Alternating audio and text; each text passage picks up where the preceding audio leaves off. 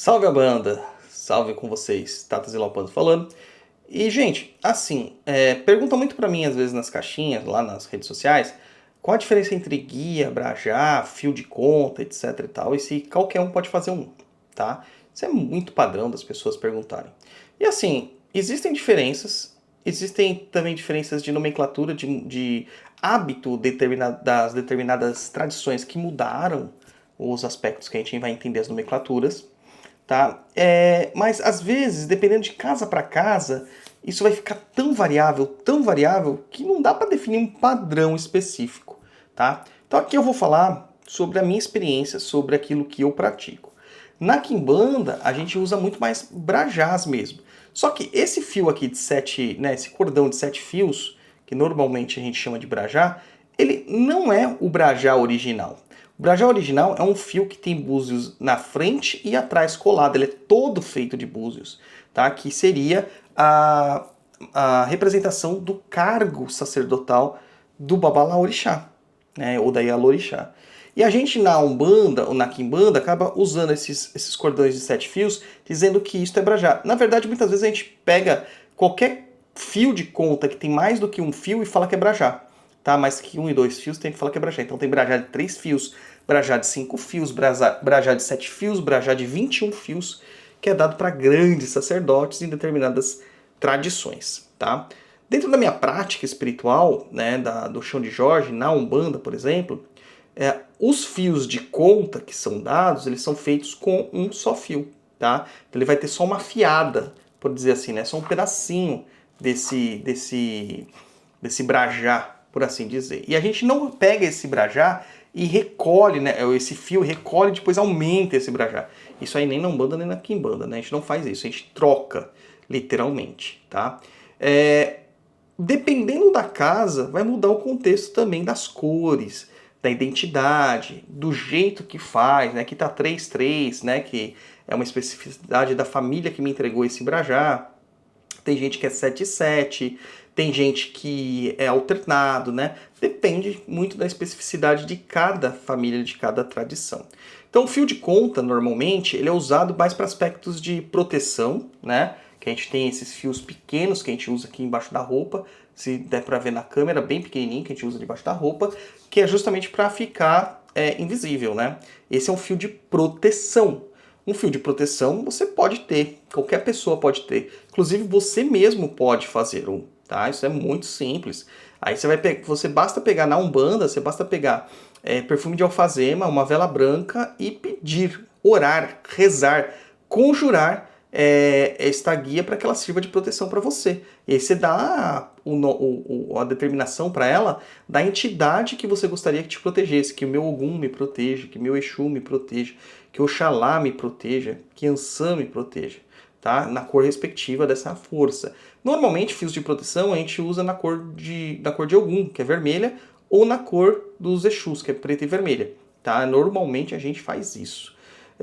No caso de Exu, muitas vezes a gente pode lavar até com cachaça. Esse fiozinho pequenininho assim, e de tempos em tempos passar cachaça, no caso da Umbanda, passar alfazema para desimpregnar essas energias que foram acumuladas por esse fio de proteção, tá? E é um fio que vai ter que te acompanhar aí todos os dias, você só não vai dormir com ele, nem fazer amor com ele, e muito menos fazer o número 2 no banheiro com ele, né? São as 3 únicas proibições que a gente tem no uso de guias de proteção.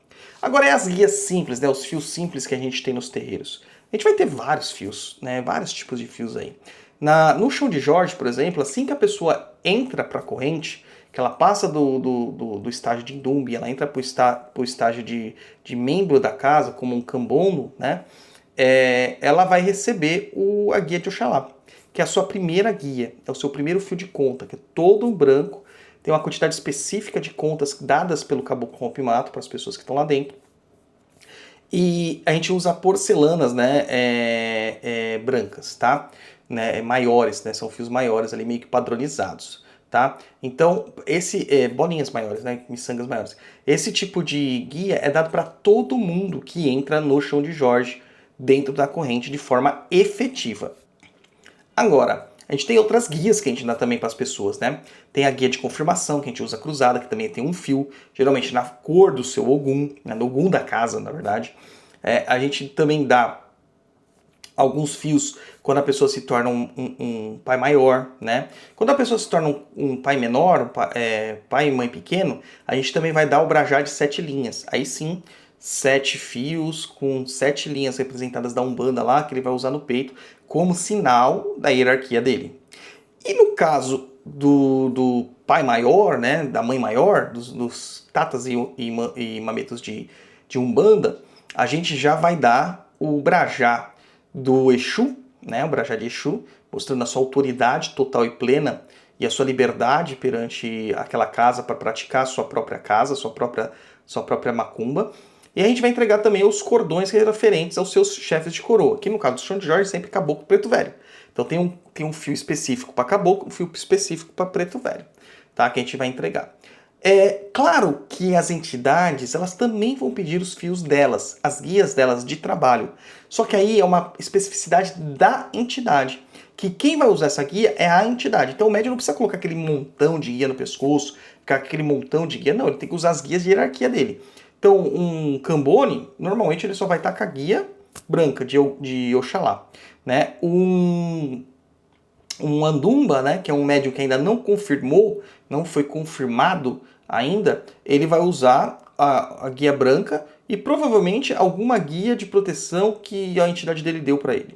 Não é normal, mas pode acontecer, tá? E quando ele estiver incorporado, ele vai usar as guias das entidades deles, tá? Incorporados, porque é a entidade que usa aquela guia. É uma guia de trabalho, tá? Quando ele é um Muzenza, quando ele já está confirmado, ele vai receber a guia de cruzada, né, que é um fio cruzado que a gente usa no corpo, do Ogum da casa. No caso da casa do Rompimato, é o Ogum Rompimato.